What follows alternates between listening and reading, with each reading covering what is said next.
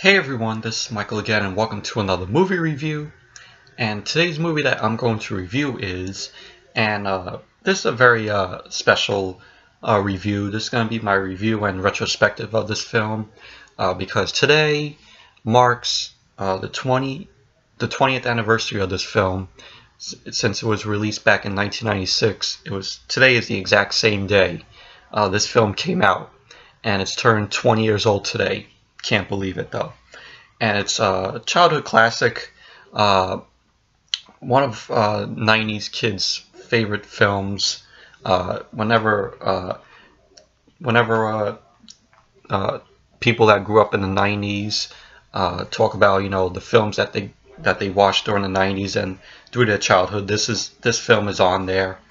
And I'm talking about Space Jam, and it stars Michael Jordan, Wayne Knight, Theresa Randle, and it has the voice of Danny DeVito, among others. And what more can I say about Space Jam? It's a childhood classic. It's 90s kids, one of 90s kids, their favorite films whenever they speak of their childhood films that they watched when they were growing up. And like I said, I can't believe this film today turns 20 years old. Today's November 15th, and today is the exact same day this film came out 20 years ago, back in 1996, and I can't believe it. It just seeing that and thinking about that makes me feel old. Considering this film is 20 years old today. But yeah, so this is the Blu-ray of it. But I have a lot of memories of this film. Watching it growing up. And first time I remember seeing it, I think I remember seeing the TV spots to it when it was when it was brand new. I remember I was in kindergarten when the film came out. But I remember seeing the TV spots, really liking them. And didn't get a chance to see it in theaters when it was released. But I did see it a year later, I think, when it came out, when it came out on pay-per-view. Which that was before pay-per-view movies were where you could buy them on demand. It was just them playing movies 24 hours a day, 7 days a week. Also along with sports though. But I remember I think it was my mom recorded the film from when it was airing on pay-per-view, and she recorded it for me, and I watched the film and I really loved it. Was really entertained by it, and I loved it so much that I was watching it over and over again whenever I felt like wanting to watch the film again. So, and I remember having the toys. There was a toy line that they released. I remember I had the figures of Michael Jordan when it was a 3-pack, which had him. Which had, when in the scene where he was wearing his golf stuff, his shirt and pants that he was wearing, and also the hat. And also when he was playing basketball with, he had the Toon Squad jersey, which is their team that they play the Monstars in. And it also had him playing baseball, which had also the Toon Squad logo on the shirt. So I remember having those figures, and still have my picture frame of the characters, which I never got rid of, which was on my wall for years. I still have it. It's in my closet over here, and also have never going to get rid of it. And I remember also having a sticker book, which you could put like stickers of the scene in, and I also have the video game on for the PS1, for the PlayStation 1, which I know a lot of people say the game is shit, but I remember having fun with it, and it was cool how like at the end of every quarter you would play like these little mini games, which was fun. And I still have the game too. So, but yeah, I was a Space Jam nut when I was a kid. I had everything of that. But yeah. So years later, I remember I got the VHS, which had the silver coin in it, which might be a collectible, which I think I still have it somewhere.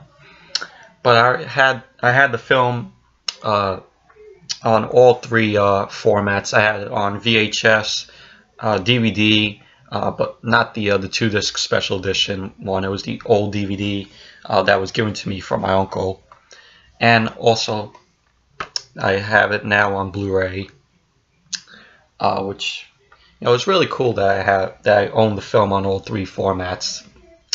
But yeah, so if you haven't seen Space Jam, which I know you all have probably had and have seen it, it's basically about this guy named Swackhammer, who is voiced by Danny DeVito, and he owns this theme park called Moron Mountain, and it's not doing well. Nobody's going to it. It's really failing, and so he has a plan, and he tells these aliens that his gang of aliens that work with him to head to Earth to kidnap the Looney Tunes and bring them up to their theme park.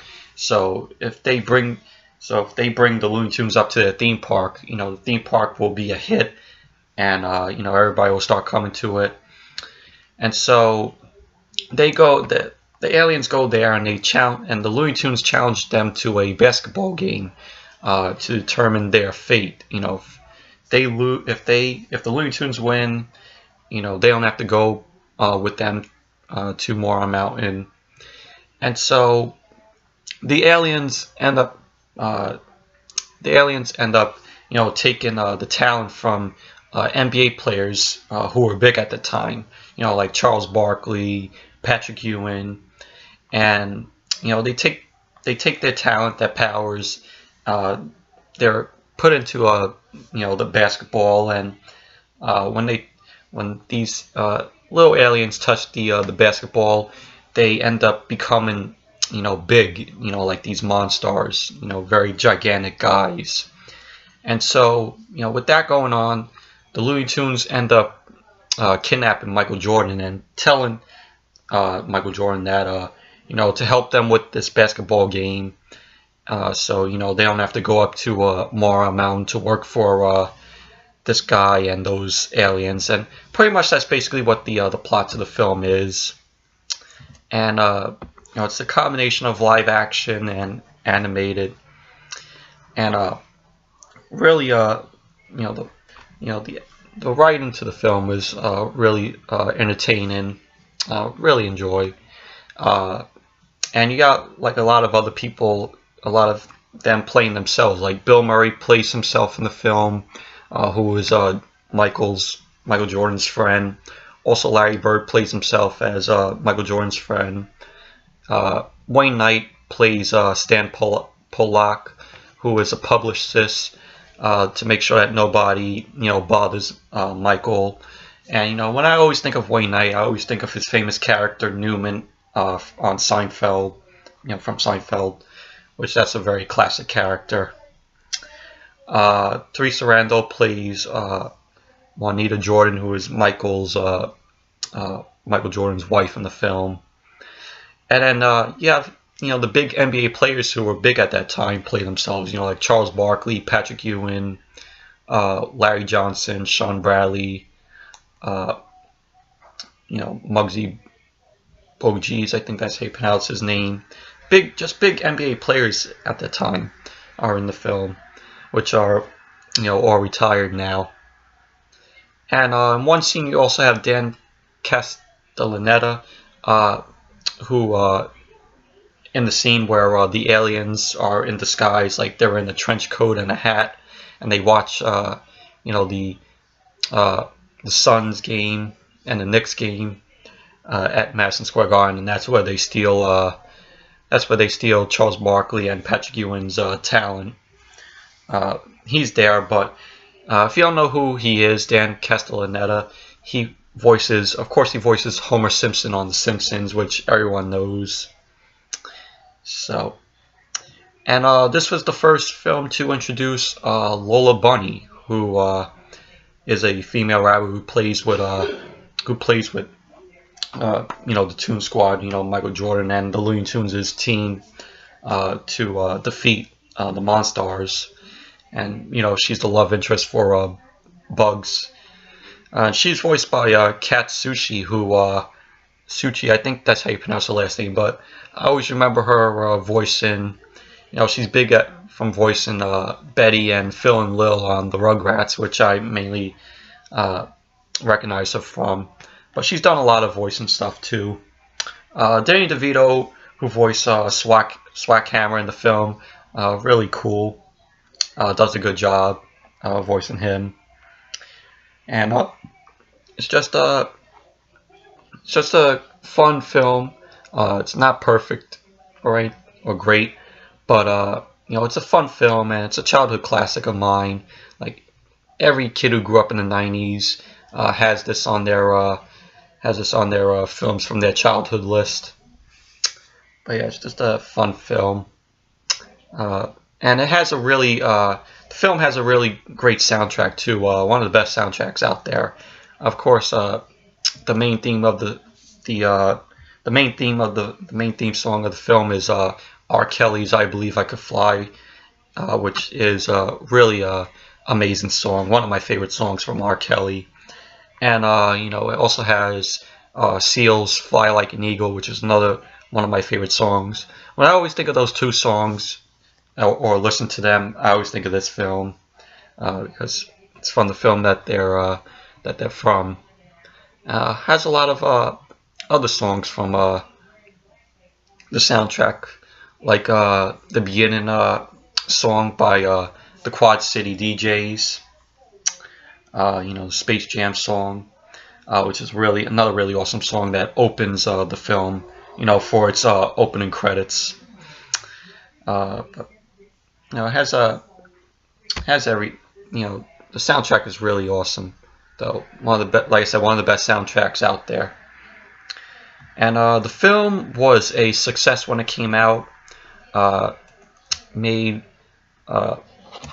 a budget of $80 million and it made $230 million at the box office. So it was a success for Warner Brothers when it came out, which is awesome. And it is the highest grossing basketball film of all time, and it is the third highest grossing sports film behind Rocky IV and The Blind Side, which that's really cool.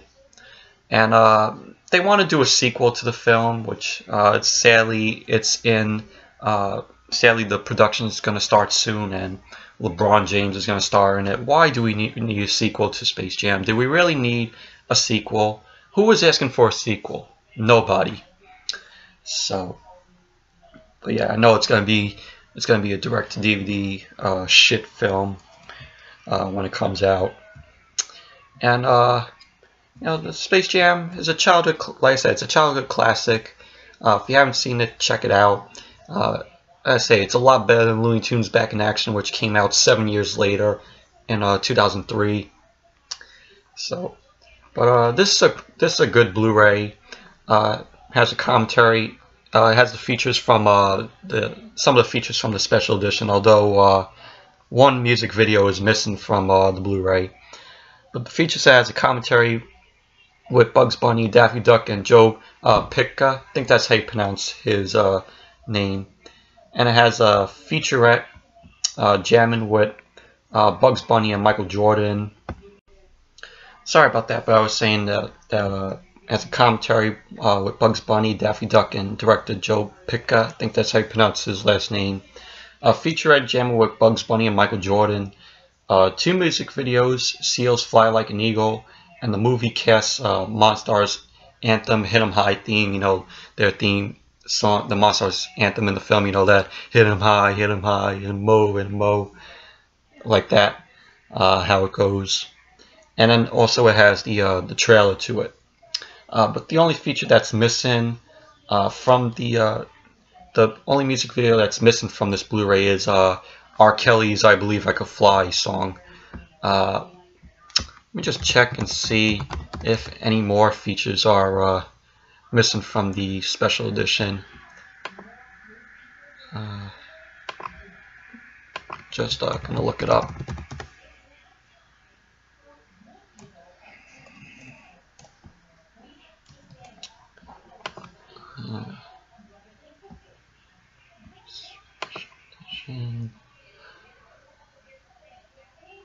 Okay.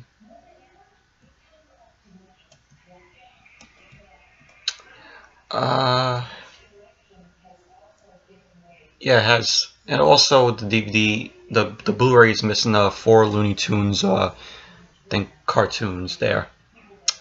So, and it's also missing the Battle versus Daffy, Battle of the Music Video Stars, music clips from the classic cartoons. So, those are the features that are missing from this Blu-ray. But yeah, so it's a good Blu-ray. Picture quality on this is really good. The colors pop out at you. Just looks amazing on Blu-ray. I know that starting today, they're releasing a 20th anniversary edition steelbook, which I'm not going to get because it's just the same features from this Blu-ray, probably same transfer too. So I'm not going to end up picking up the steelbook though. Although, you know, it would be cool to have the film on steelbook, but I already have, you know, the film on Blu-ray. So, but yeah, and also for its 20th anniversary, they're releasing the film in theaters.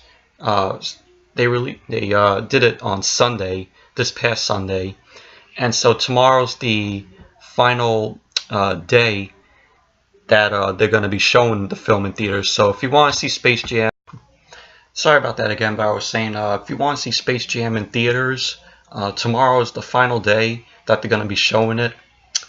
So if you want to live, you know, so if you want to experience Space Jam on the big screen that you didn't get a chance to see in theaters when you were kids, tomorrow is the right time to do it. If you want to check out the film in theaters, like I said, tomorrow's the final day that they're going to be showing it in theaters. I wish I would see it in theaters, but it's not playing anywhere near me. The only way I would have to go see it in theaters is if I have to go all the way to the city to see it, because they're playing in some theaters in the city. So, you know, so that sucks. I wish it was playing around here in Staten Island, but it's not.